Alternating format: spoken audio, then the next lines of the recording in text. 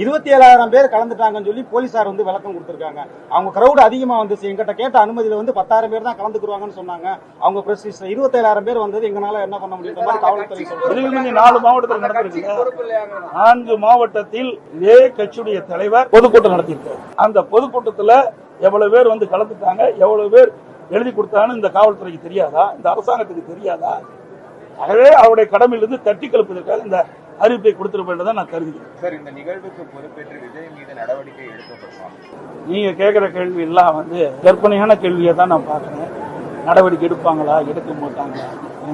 எவ்வளவு பெரிய புயல் நடந்தது, அதைத்தான் பார்க்கணும். இன்றைக்கு போன உயிர் மேல முடியும். நம்ம குடும்பத்தில் ஒருத்தர் இழந்தா நமக்கு எவ்வளவு வேதனை நினைக்கணும்.